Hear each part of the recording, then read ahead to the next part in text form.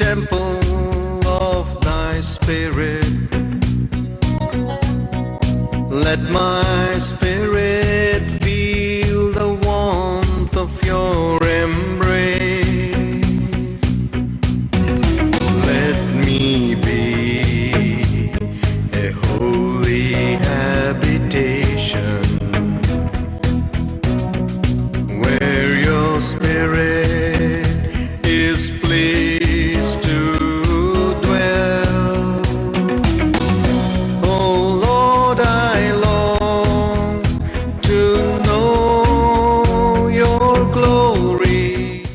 Last week we were talking on the topic fulfilling the desires of your heart. पिछले हफ्ते हम इस बात पर चर्चा कर रहे थे कि हमारे दिल के मनोरथों को पूरा करना, इस बारे में हमने परमेश्वर के वचन से देखा। It is by you get the desires of your heart are fulfilled when you delight yourself in the Lord. और आपके मनोरथ तब पूरे होते हैं जब आप परमेश्वर में प्रसन्न होते हैं, तब आपके मनोरथ पूरे होते हैं।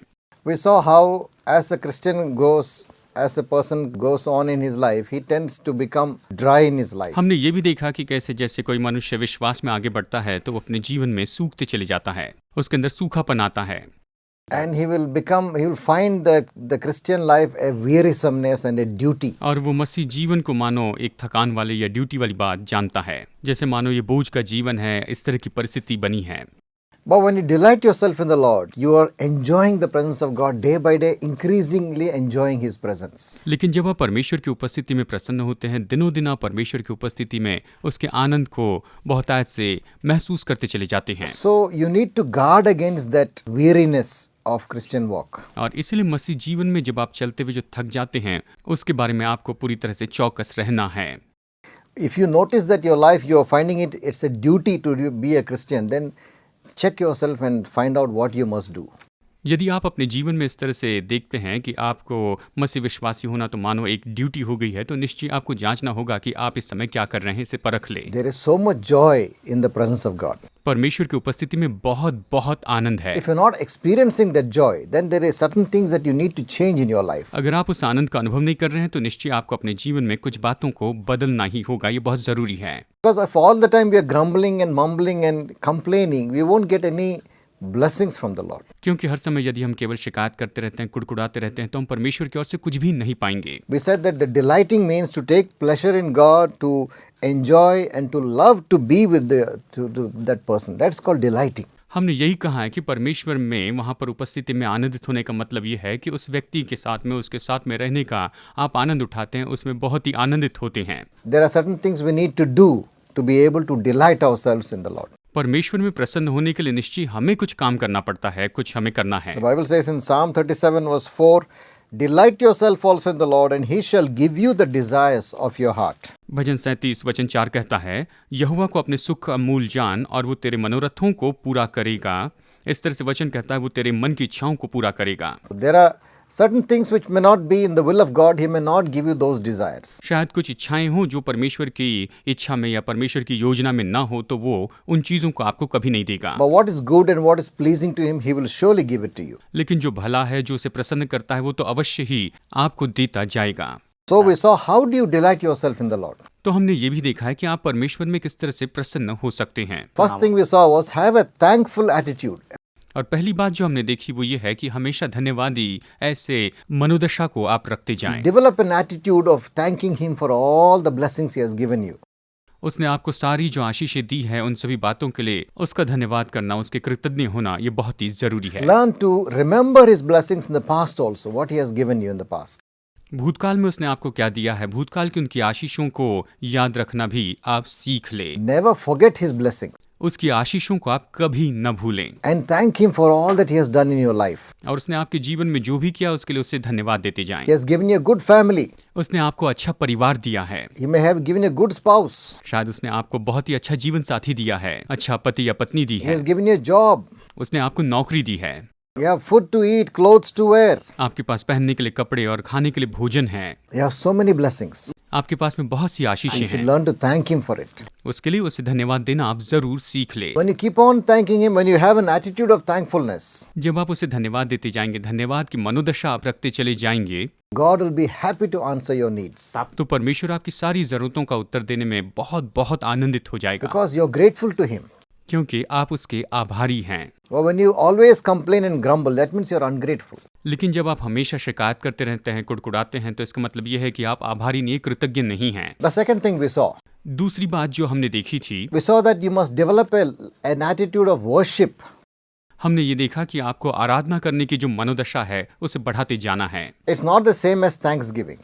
ये तो केवल धन्यवाद देने वाली ही बात नहीं है, It is dwelling on the attributes of God. ये तो परमेश्वर की जो मनोदशा है, उसके जो स्वभाव गुण है, उस पर बने रहना है। And you worship Him for His goodness, for His love, for His grace, and for His power.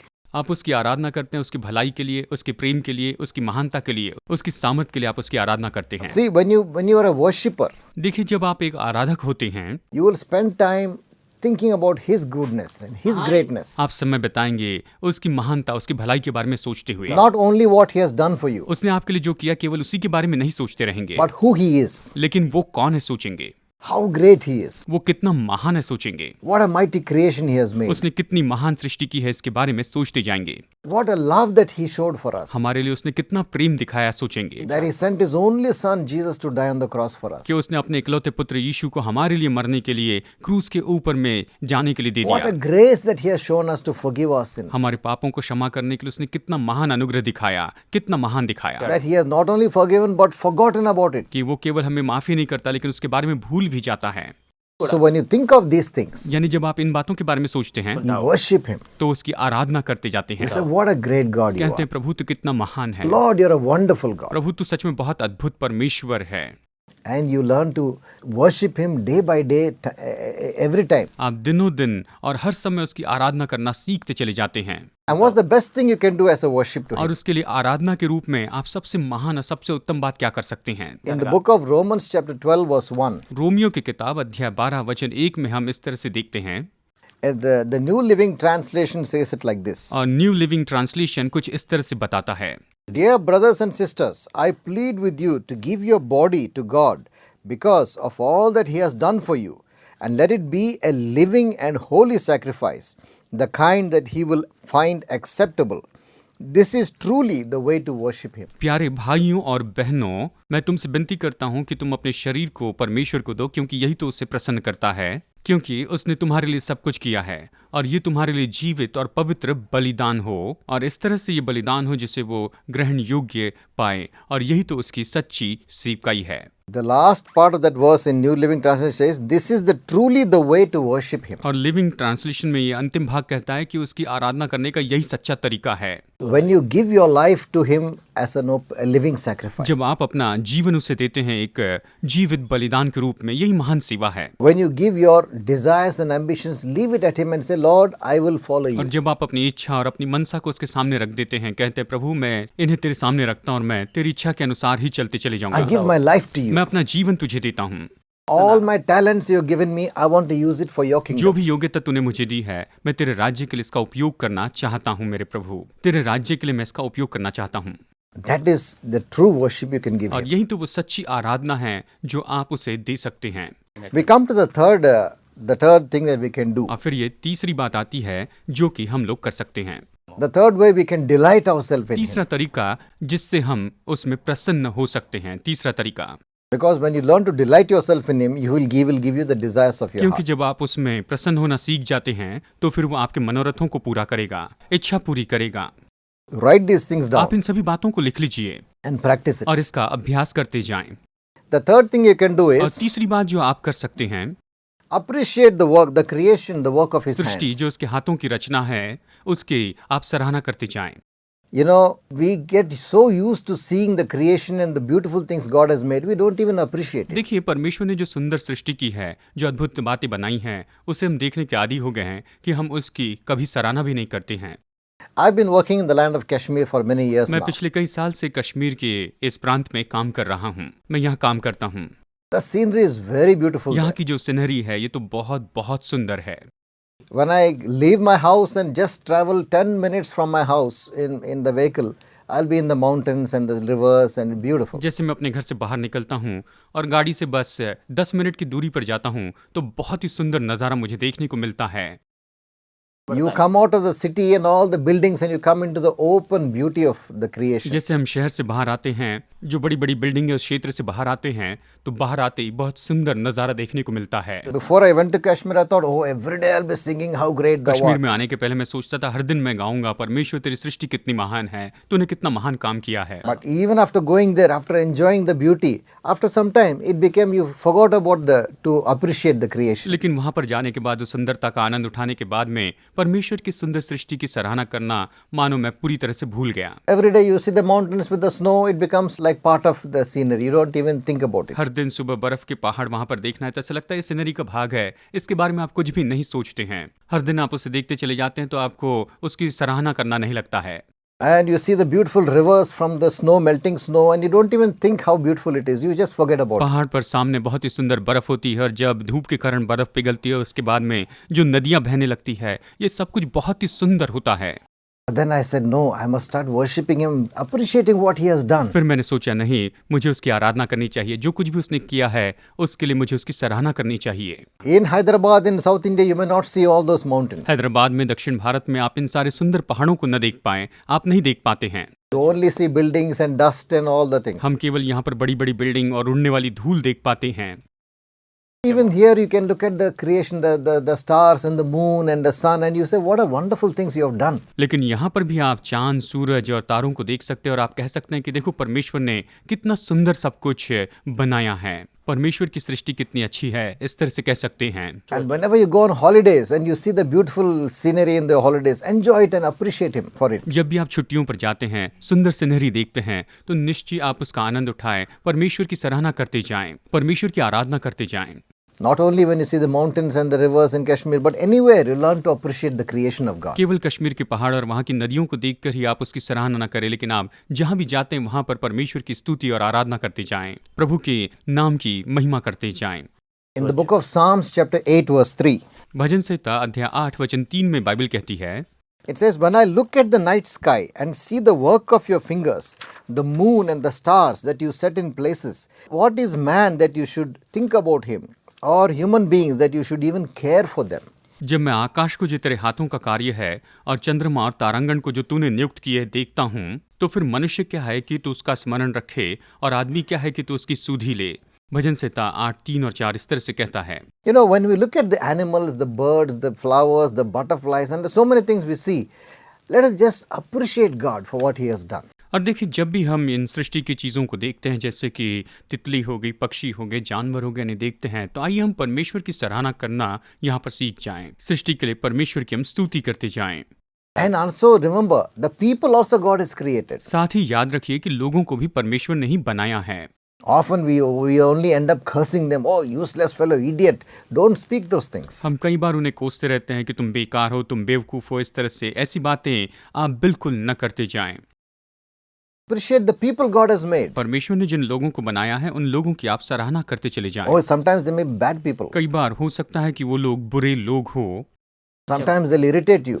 कई बार वो आपको परेशान करते हैं, But we just bless them. लेकिन फिर भी उन्हें आशीष देते जाएं। They are the creation of God. God created them. ये वो तो परमेश्वर की सृष्टि है, परमेश्वर ने उन्हें बनाया है। You cannot curse the creation of God and then say, I love God. You cannot do that. आप परमेश्वर की सृष्टि को कोस कर ये नहीं कह सकते कि हाँ मैं परमेश्वर से प्रेम करता हूँ, इस तरह से आप नहीं कर सकते हैं। James said, after the same fountain, salt water and sweet water cannot come. याकूब कहता है कि एक ही सोते से कड़वा पानी और मीठा पानी नहीं आ सकता है, एक ही सोते से दोनों नहीं आ सकते हैं। He said, well, one side you will bless God and the same tongue you will curse man. How can it be? ये एक तरफ जैसे परमेश्वर को हम धन्य कहते हैं और उसी जीभ से हम मनुष्य को कोसते हैं, ये किस तरह से हो सकता है? ये नहीं हो सकता। You know, when you appreciate God's creation, you also appreciate the people that God has made. जब आप परमेश्वर की सृष्टि की सराहना करते हैं तो परमेश्वर ने जिन लोगों को बनाया उन लोगों की भी आप सराहना करते जाते हैं। good or bad, whatever the people are, just learn to appreciate them and praise God for them. चाहे अच्छे हो या बुरे हो, लोग जैसे भी हो, लेकिन लोगों की आप सराहना करें, परमेश्वर की आप स्तुति करते चले जाएं। Whoever curses you, you bless them. जो भी आपको श्राप देता है, आप उन्हें आशीष देते चले जाएं। You know, in Psalms chapter 111, verse 2 to 3, आप जानते हैं भजन संहिता 111 और वचन 2 और 3 में it says, "How amazing are the deeds of the Lord! All who delight in Him should ponder over those things. Everything He does reveals His glory and majesty. His righteousness never fails." यहोवा के काम बड़े हैं, जितने उससे प्रसन्न रहते हैं वे उस पर ध्यान लगाते हैं। उनके काम वैभवशाली और ऐश्वर्यमय होते हैं और उसका धर्म सदा तक बना रहेगा। वचन ये कहता है, Everything that He has done shows His glory. जो कुछ भी उसने किया है ये तो उसकी महिमा को दिखाता है। Every beautiful bird shows His glory. हर एक सुंदर पक्षी उसकी महिमा को दिखाता है। Every flower shows the beauty of the hand of God's creation. हर एक फूल जो है परमेश्वर के हाथ की सुंदरता के कामों को दर्शाता है। Even Jesus said, स्वयं यीशु ने कहा, even the great King Solomon, यहाँ तक कि महान राजा जो सुलेमान था वो भी in all his glory, अपने पूरे वैभव में he was not as beautiful as a flower. वो तो फूल के जितना सुंदर नहीं था। इस तरह से वचन कहता है। God's creation is amazing. परमेश्वर की सृष्टि जो है ये तो सच में बहुत ही अद्भुत है। Beautiful things He has made. उसने बहुत सुंदर चीजें बनाई हैं। When you look at the vastness of the universe, it's amazing. जब आप इस संसार के इतने बड़े होने को देखते हैं, ये कितना बड़ा है, ये तो सच में हमें पूरी तरह से चौंका देने वाला है। How vast and big those stars are in the galaxies. We are like a small speck of dust. और देखिए ये जो तारे हैं ये तो कितने बड़े हैं, ये नक्षत्र कितने बड़े हैं, उनके सामने तो हम बिल्कुल छोटी सी धूल के जैसे हैं, एक छोटे से कण के जैसे हैं। This is the greatness of the God we serve. हम इसी महान परमेश्वर की सेवकाई करते हैं। And you know, when you start appreciating His creation, that shows that you love God. और जब आप उसकी सृष्टि की सराहना करना शुरू करते हैं तो ये दिखाता है कि आप परमेश्वर से प्रेम करते हैं, आप उससे प्रेम करते हैं। The things that He has made, वो बातें जो उसने बनाई हैं they show His glory and majesty. वो उसकी महिमा और उसके प्रताप को दर्शाती हैं। So the Bible says a person who says, "I don't know God," he has no excuse. Bible कहती है कि अगर कोई व्यक्ति कहता है कि मैं परमेश्वर को नहीं जानता हूँ, उसके पास कोई बहाने नहीं है, उसके पास कोई बहाना नहीं है। In Romans chapter 1 verse 20, Romeo अध्याय 1 वचन 20 में इस तरह से कहा गया है, "For ever since the world was created, people have seen the earth and the sky. Through everything God made, they can clearly see His invisible qualities, His eternal power and divine nature. So they are without excuse of not knowing of God." उसके अनदेखे गुण अर्थात उसकी सनातन सामर्थ्य और परमेश्वरत्व जगत की सृष्टि के समय से उसके कामों के द्वारा देखने में आते हैं, यहाँ तक कि वे निरुत्तर है, यानी उनके पास कोई भी अभी इस समय लोगों के पास बहाना नहीं है कि वो इस तरह से कहें कि मैं किस तरह से परमेश्वर को जान सकता हूँ, मैं नहीं जानता। जगत की सृष्टि के समय से उसके कामों के द्वारा देखते आए, यहाँ तक कि वो निरुत्तर हैं। A person who says, "I don't know about God, I didn't know," he has not opened his eyes to see the creation of God. जिस व्यक्ति ने ये कहा कि मैं परमेश्वर को नहीं जानता, और निश्चय ही मैं तो यही कहूंगा कि उसने अपनी आंखें नहीं खोली कि परमेश्वर की इतनी महान सृष्टि को देखे। A person who sees the creation and appreciates the creation will come to know God, the God of the creation. और जो व्यक्ति इस सृष्टि को देखता है, सृष्टि की सराहना करता है, परमेश्वर की सराहना करता है, वो निश्चय ही परमेश्वर को जरूर जान पाएगा। The fourth thing that we can do, और चौथी बात जो हम कर सकते हैं, delight yourself in the word of God. परमेश्वर के वचन में आप प्रसन्न होते जाए, उसमें अपना दिल लगाएं। We are talking about the topic, delight yourself in the Lord and He will fulfill the desires of your heart. हम इस विषय पर चर्चा कर रहे हैं कि आप परमेश्वर में प्रसन्न हो जाएं और वो आपके मनोरथों को पूरा करेगा, वो आपके दिल की इच्छाओं को पूरा करेगा। So how can we delight yourself in God? हम किस तरह से परमेश्वर में प्रसन्न रह सकते हैं? Have a thankful heart. एक तो है हम धन्यवादी दिल रखें, Always be in the attitude of worship to God. हमेशा परमेश्वर की आराधना की मनोदशा में बने रहें, Appreciate the creation of God. और परमेश्वर की जो सृष्टि है उसकी आप सराहना करने वाले हो जाएं। And the fourth thing is delight yourself in the word of God. और चौथी बात है कि परमेश्वर के वचन में आप प्रसन्न रहने वाले व्यक्ति हो जाएं। The word of God says in Psalms chapter 1 verse 1 to 3. भजन संहिता अध्याय 1 वचन 1 से 3 में परमेश्वर का वचन ये कहता है, Blessed is the man that walks not in the counsel of the ungodly, nor stands in the way of sinners, nor sits in the seat of the scornful. But his delight is in the law of the Lord, and in his law does he meditate day and night. He shall be like a tree planted by the waters, that brings forth his fruit in his season, and his leaf shall not wither, and whatever he does shall prosper. भजन संहिता अध्याय 1 वचन 1 से आगे कहता है कि क्या ही धन्य है वो मनुष्य जो दुष्टों की युक्ति पर नहीं चलता और न पापियों के मार्ग में खड़ा होता और न ठट्टा करने वालों की मंडली में बैठता है, परंतु वो तो यहोवा की व्यवस्था से प्रसन्न रहता और उसकी व्यवस्था पर रात दिन ध्यान करते रहता है। वो उस वृक्ष के समान है जो बहती नालियों के किनारे लगाया गया है और अपने ऋतु में फलता है और जिसके पत्ते कभी मुरझाते नहीं। So important that you need to delight yourself in the Word of God. ये बहुत ही जरूरी है कि आप परमेश्वर के वचन में प्रसन्न होने वाले व्यक्ति हो जाएं। The Word of God contains the mind of God, the counsel of God, the thoughts of God. परमेश्वर के वचन में परमेश्वर का मन है, परमेश्वर के विचार है, परमेश्वर की सलाह है। परमेश्वर के वचन में वो हमें ये सब कुछ देता है। The Word of God reveals the character of God. परमेश्वर का वचन परमेश्वर के चरित्र को प्रकट करता है You learn about the things of the Spirit through the Bible. और बाइबल के द्वारा ही आप आत्मिक बातों को अपने जीवन में सीख सकते हैं। The Word of God reveals how holy God is. परमेश्वर का वचन प्रकट करता है कि परमेश्वर कितना पवित्र है And He never tolerates sin. और वो कभी भी पाप को नहीं सहता है। The Word of God shows the way to reach Him परमेश्वर का जो वचन है परमेश्वर तक पहुंचने के लिए हमें मार्ग दिखाता है and how our sins can be forgiven. और किस तरह से हमारे पापों को क्षमा किया जा सकता है।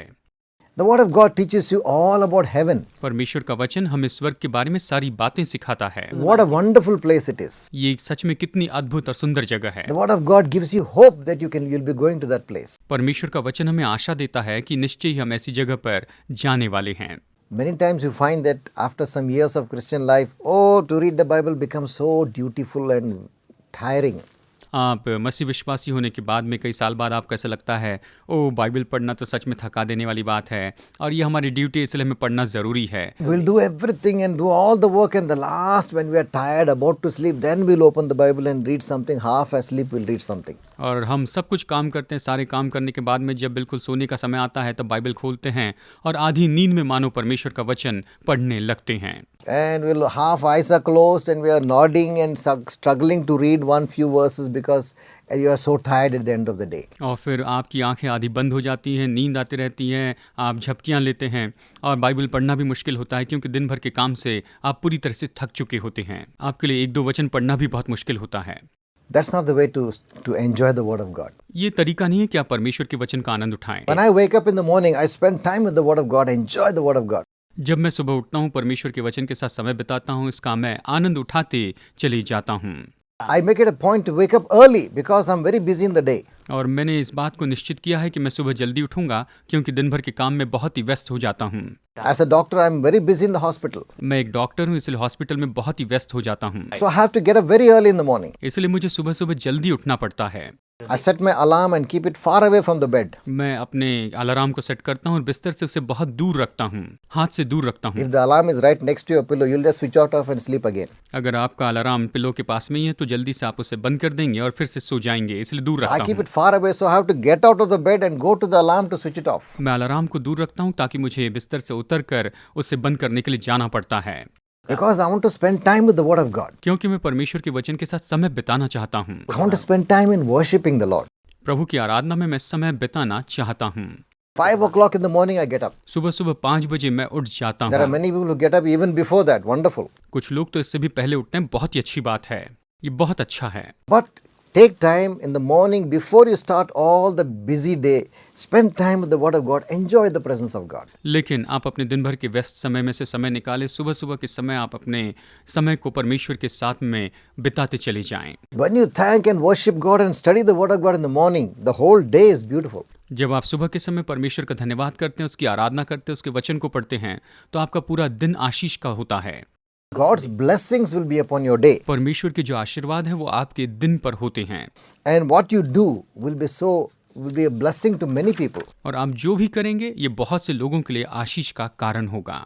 In Psalm 119 verse 97, भजन संहिता 119 वचन 97 इस तरह से कहता है, How I love the law, thy law, it is my meditation all the day. आह मैं तेरी व्यवस्था से कैसे प्रीति रखता हूँ, दिन भर मेरा ध्यान तेरी व्यवस्था पर लगा रहता है, उसी पर लगा रहता है। You know, sin will keep you from the Word of God, or the Word of God will keep you from sin. देखिए, पाप आपको परमेश्वर के वचन से दूर रखेगा या फिर परमेश्वर का वचन आपको पाप से दूर रखेगा। When you hide the word of God in your heart and meditate and enjoy the word of God, there is no place for sin in your life. जब आप अपने दिल में परमेश्वर के वचन को रखते हैं और इस परमेश्वर के वचन पर मनन करते रहते हैं तो आपके जीवन में पाप के लिए कोई जगह नहीं होती। It says in Psalm 119 verse 11, ये भजन संहिता 119 वचन 11 में कहा गया है, Thy word have I hid in my heart that I may not sin against you. मैंने तेरे वचन को अपने हृदय में रख छोड़ा है कि तेरे विरुद्ध पाप न करूं। If you delight yourself in the word of God and enjoy the word of God, you are opening the door for God to fulfill your desires. अगर आप परमेश्वर के वचन में बने रहते हैं, परमेश्वर के वचन का आनंद उठाते हैं, तो आप परमेश्वर के लिए द्वार खोलते हैं कि वो आपके जीवन में प्रवेश करे और आपके जीवन में आपको बहुतायत से आशीष देते जाएं। So I just want to end up with this, with inviting you to accept Jesus Christ. और इसलिए मैं अंत में आपको यही कहता हूँ कि आपको न्योता देता हूँ कि आप यीशु मसीह को अपने जीवन में स्वीकार करें। The most important decision you can make in your life is to give your life to Jesus Christ. अपने जीवन में जो सबसे महान निर्णय आप ले सकते हैं वो यही है कि अपना जीवन आप प्रभु यीशु मसीह को सौंप दे, यीशु मसीह को अपने जीवन में बुलाएं। God loved you so much that He sent His only begotten Son, Jesus Christ, to die for you. परमेश्वर ने आपसे इतना प्रेम रखा है कि उसने अपने इकलौते पुत्र प्रभु यीशु मसीह को भेजा कि वो आपके लिए मारा जाए। God doesn't want you to perish in hell. He doesn't want to send you to hell. परमेश्वर नहीं चाहता है कि आप नरक में जाए, वो आपको नरक में भेजना नहीं चाहता He है। wants to save your soul. वो आपके प्राण को उद्धार देना चाहता है। And that is why He sent Jesus Christ to this world, to live in this world and die for your sins and rise again. और इसलिए उसने यीशु मसीह को इस संसार में भेजा कि वो इस संसार में जिए और मारा जाए और आपके पापों से आपको छुटकारा दे सके। इसलिए उसने भेजा कि वो यहाँ पर क्रूस पर मारा जाए। If you truly believe in Jesus Christ and accept Him, you will be saved. यदि आप सच में यीशु मसीह पर विश्वास करते हुए उसे स्वीकार करते हैं तो आप अपने जीवन में उद्धार पाएंगे। All your sins will be forgiven. आपके सारे पापों को माफ कर दिया जाएगा And you will have the favor of God in your life. और आपके जीवन पर परमेश्वर की कृपा होगी। Will you pray with me? क्या आप मेरे साथ प्रार्थना करेंगे? Sincerely. ईमानदारी से, Mean it with all your heart. अपने पूरे दिल से इसका अर्थ जानते हुए कहें, इस दिल की गहराई से कहते जाएं। God will hear your prayer. परमेश्वर आपकी प्रार्थना सुनेगा। Lord Jesus, Prabhu Yeshu, I am a sinner. मैं एक पापी हूँ, I have sinned against you. मैंने तेरे विरुद्ध में पाप किया है। I thank you that you died on the cross for my sin. मैं तेरा धन्यवाद करता हूँ कि मेरे पापों के लिए तू क्रूस पर मारा गया। Thank you for shedding your blood to wash me from my sin. मेरे पापों से धोने के लिए तूने अपना लहू बहाया, इसलिए तेरा बहुत बहुत धन्यवाद। Come into my heart, Lord Jesus. प्रभु यीशु, तू मेरे दिल में आ जा, Forgive all my sins. मेरे सारे पापों को तू माफ कर। From today, I want to follow you. आज मैं तेरे पीछे चलना चाहता हूँ। Thank you for hearing my prayer. मेरी प्रार्थना सुनने के लिए तेरा In धन्यवाद। Jesus' name I pray. यीशु के नाम में मैं प्रार्थना करता हूँ। Amen. Amen. Lord, I pray for those who are sick. Heal them, Lord. प्रभु, मैं बीमार लोगों के लिए प्रार्थना करता हूँ, इन्हें तू चंगाई दे मेरे परमेश्वर। Stretch forth your hand अपना हाथ इनकी ओर तू बढ़ा प्रभु, and remove every sickness from their body. और इनके शरीर में से हर एक बीमारी को तू दूर कर दे। In Jesus' name I pray. यीशु के नाम में प्रार्थना करता Amen. हूँ। आमेन। God bless you. परमेश्वर आपको आशीष दे। See you next week. अगले हफ्ते फिर मुलाकात होगी।